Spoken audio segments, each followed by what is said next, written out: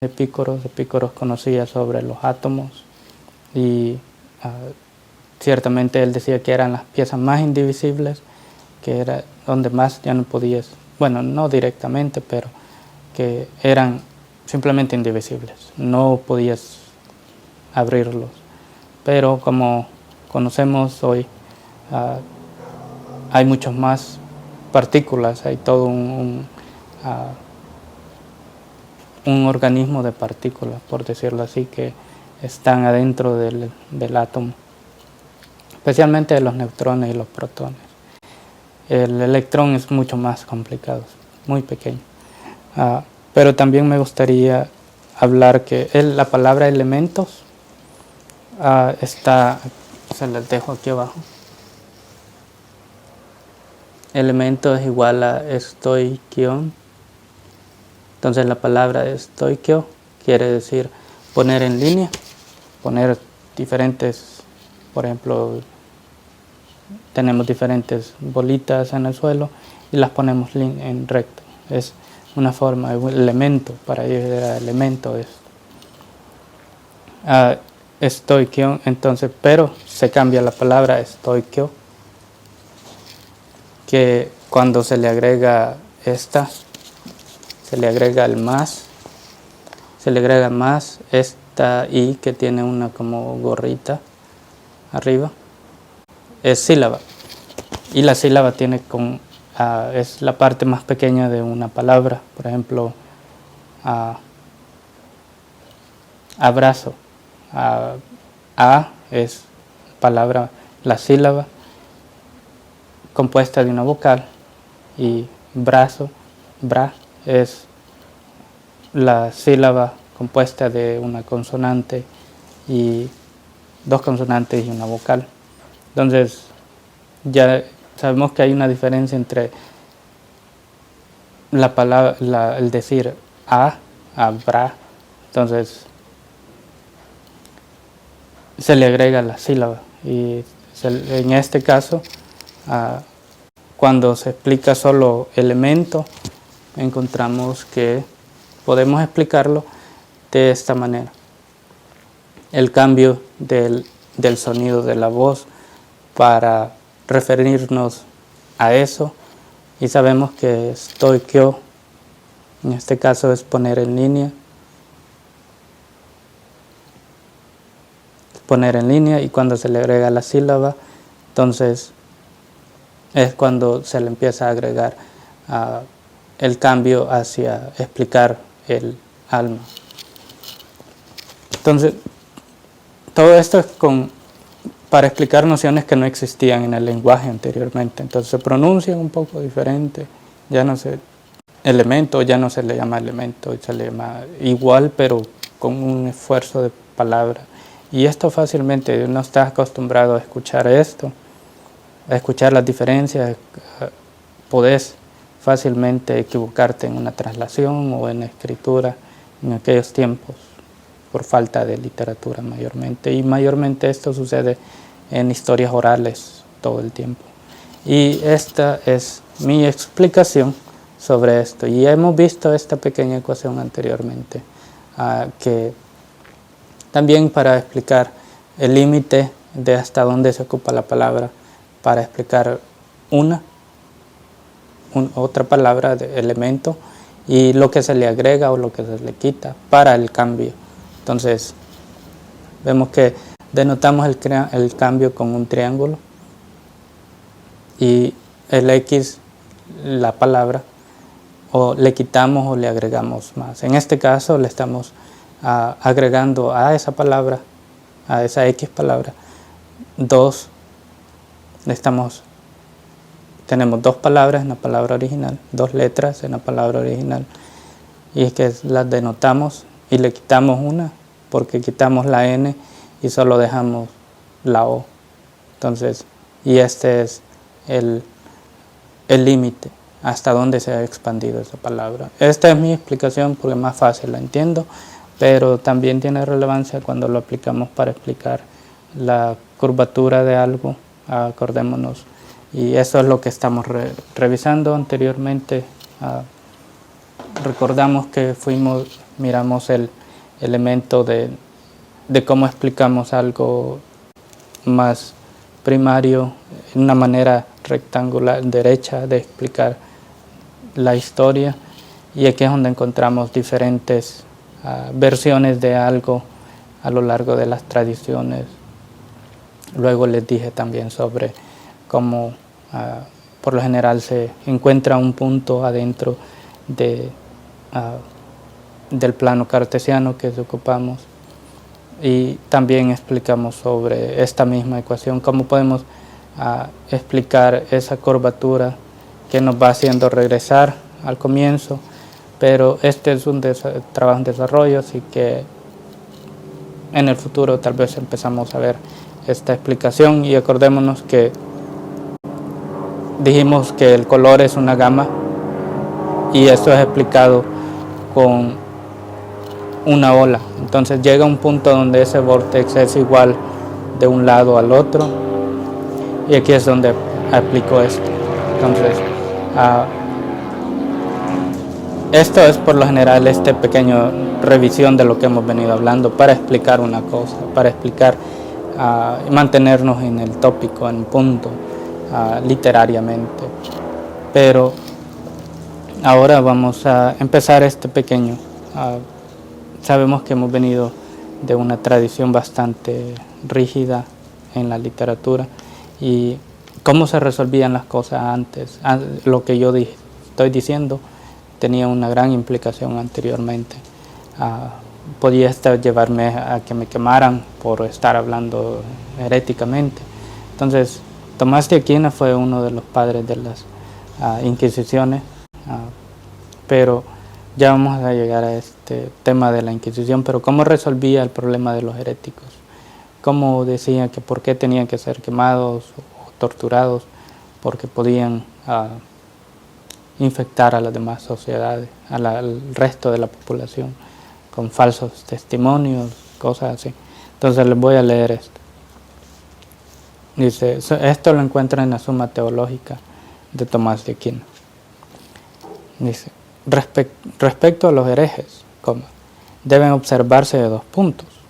Uno, por su parte del hereje. El otro, del lado de la Iglesia. Por su parte está el pecado, por el cual merecen no solo ser separados de la Iglesia por excomunión, sino también ser separados del mundo por la muerte. Porque es mucho más grave corromper la fe que vivifica el alma, que falsificar dinero, que sostiene la vida temporal. Por lo tanto, si los falsificadores de dinero y malhechores son inmediatamente condenados a muerte por la autoridad secular, hay mucha más razón para que los herejes, tan pronto como sean condenados por herejía, no solo sean excomulgados, sino incluso ejecutados. Continúa. Por parte de la Iglesia, sin embargo, hay misericordia que mira a la conversión del vagabundo. O sea, hay otras personas que pueden entrar a la religión, así que no pierde nada eliminando otro. Por lo tanto, por lo que no condena de inmediato, sino después de la primera y segunda amonestación, como dice el apóstol. Y esta es mi especulación, que se refiere a el apóstol Agustín, San Agustín de Hippo, que ahora es Algeria. Escribió bastante sobre la religión, revivió bastante de la literatura griega, del latín, trasladada al griego. Dice, como dice el apóstol, después de eso, si aún está obstinado la Iglesia, que ya no espera su conversión, busca la salvación de los demás, excomulgándolo y separándolo de la Iglesia, y además lo entrega al tribunal secular para ser exterminado del mundo por la muerte. Entonces, solo para que quede claro, la muerte es lo que te toca si negas si tenés alguna otra creencia y negás, por medio de eso negás creer en el Dios cristiano. Entonces, eso era lo que te tocaba. Y hubo un montón de literatura, se revivió esa cantidad de literatura que había. Entonces, ya hablamos de Tales de Mileto. Y hay un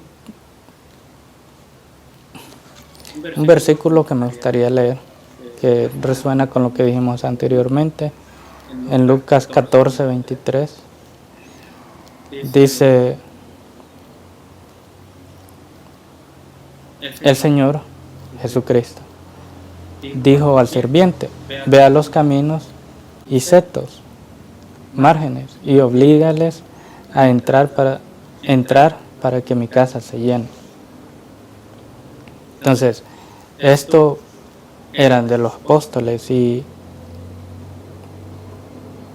Agustín de Hippo, en el año 354 al año 430, explicó por qué era necesario que ocupar la fuerza para salvar al individuo, salvarle el alma. Entonces, el apóstol Pablo, aquí les dejo un video sobre el apóstol Pablo. Pablo fue un extraordinario misionero, teólogo y escritor de 13 epístolas que comprenden el Nuevo Testamento, evangelizador de los más importantes lugares del Imperio Romano, tales como Antioquía, Corinto, Éfeso y Roma. Saulo fue una de las figuras más influyentes en toda la historia del cristianismo, conocido como el apóstol de los gentiles o el apóstol de las naciones. El primer contacto verídico que tuvo Pablo en contra de los seguidores de Jesús fue en Jerusalén, con Esteban y sus compañeros. Saulo aprobó la lapidación de Esteban, que fue el primer mártir de los seguidores de Cristo. Pablo comenzó a apresar cristianos con autorización de los principales sacerdotes en las sinagogas de Jerusalén y en Damasco. Luego del martirio de Esteban, Pablo estaba lleno de enojo contra los cristianos, porque creían que Jesús, el que había sido crucificado, era el Mesías del pueblo judío. Él consideraba que esto era una blasfemia. No se conformó con perseguirlos en Jerusalén, sino que también quería perseguirlos en Damasco. Así que, con carta de autorización de los sumos sacerdotes, Pablo tenía permiso para traer de Damasco a cualquier cristiano y devolverlo a Jerusalén para encarcelarlos, torturarlos y, si fuera posible, matarlos. Él pensaba que al hacer esto estaba haciendo una buena obra a Dios. Para él, el cristianismo atentaba contra lo que ellos consideraban muy sagrado y era necesario destruirlo antes que se extendiera más.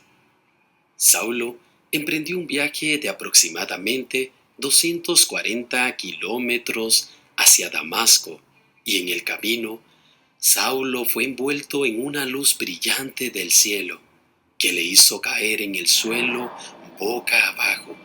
Oyó las palabras: Saulo, Saulo, ¿por qué me persigues? Él respondió: ¿Quién eres, Señor?